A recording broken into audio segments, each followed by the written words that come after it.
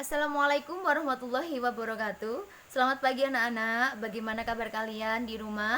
Semoga sehat walafiat ya. Saya di sini akan memberikan materi selanjutnya, yaitu menelaah struktur dan kaidah kebahasaan teks ulasan. Tetapi sebelum kita akan memulai pembelajaran pada hari ini, ada baiknya kita berdoa terlebih dahulu ya. Berdoa dimulai.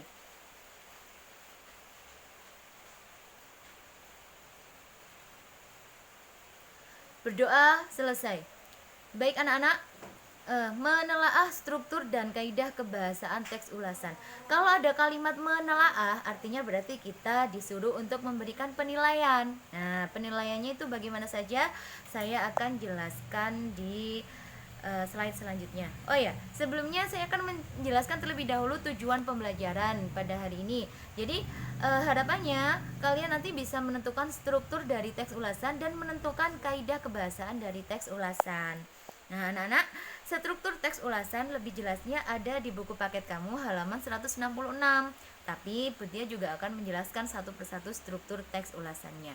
Untuk yang pertama adalah judul. Judul teks ulasan berbeda dengan judul karya yang kita ulas. Kalau judul karya itu berarti misalnya judul novelnya Siti Nurbaya, Tenggelamnya Kapal Van der Wijk, seperti itu. Tetapi kalau judul teks ulasan itu kamu bisa membuat sendiri judulnya. Misalnya kata-kata romantis atau romansa percintaan dalam novel Siti Nurbaya, misalnya seperti itu.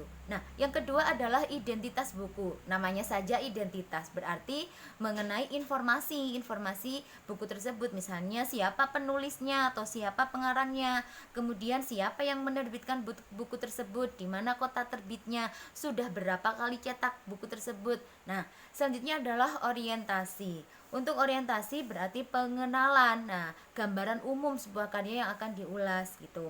Kemudian selanjutnya adalah penafsiran, berisi paparan penafsiran atau pandangan penulis terhadap karya yang diulas.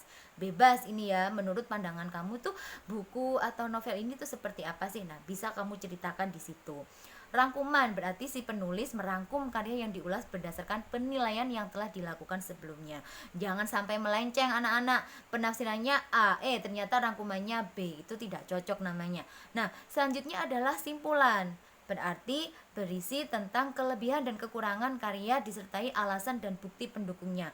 Misalnya, buku ini cocok untuk dibaca kalangan remaja, alasannya apa? Buku ini kurang cocok untuk dibaca oleh kalangan anak-anak, alasannya apa? Mungkin ada kata-kata yang dianggap terlalu tidak tepat lah bila dibaca oleh anak-anak. Nah, seperti itu. Selanjutnya, struktur teks bahasaan teks ulasan. Ini selanjutnya kamu bisa mempelajari langsung di halaman 168 sampai 169. Oke. Saya lanjut. Nah, ini selanjutnya adalah contoh teks cerpen Aku, Ibu dan Takdir. Sudah kamu baca kan? Nah, di antara kalian juga sudah banyak yang mengumpulkan di saya. Nah, bagi yang belum mengumpulkan untuk tugas minggu kemarin, saya ingatkan lagi nih, jangan sampai tidak dikumpulkan ya, karena setiap tugas yang kamu kumpulkan itu ada penilaian dari Butia. Oke, sekarang kita cocokkan analisis struktur teks ulasan dari cerpen Aku, Ibu dan Takdir. Orientasi tadi sudah saya jelaskan di awal. Orientasi berarti apa, anak-anak? Iya, orientasi artinya pengenalan.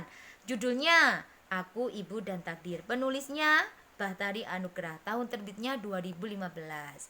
Nah, berarti termasuk buku yang masih termasuk baru ini ya kalau 2015 ya. Nah, reviewnya sekarang kamu bisa membaca terlebih dahulu. Reviewnya itu seperti apa? Intinya si Bella ini sedih ya karena dia kehilangan ibunya. Ternyata pas dia sudah bertemu dengan ibunya sudah menjadi jasad, seperti itu. Nah, sekarang penilaiannya. Penilaian ini ya sama seperti awal tadi, penelaahan itu tadi.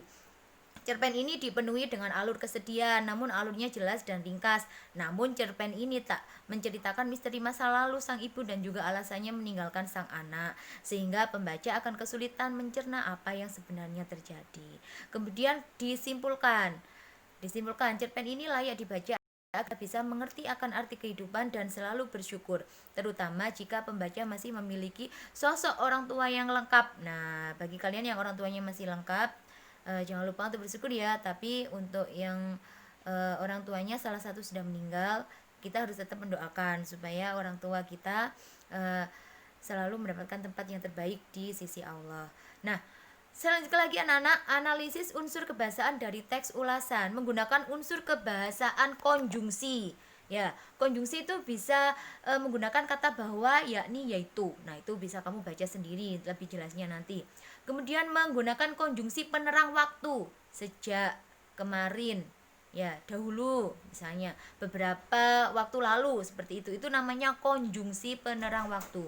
Nah, selanjutnya adalah menggunakan konjungsi penyebab. Menggunakan konjungsi penyebab itu karena, oleh sebab itu, dikarenakan, itu namanya konjungsi penyebab. Selanjutnya adalah menggunakan ungkapan saran.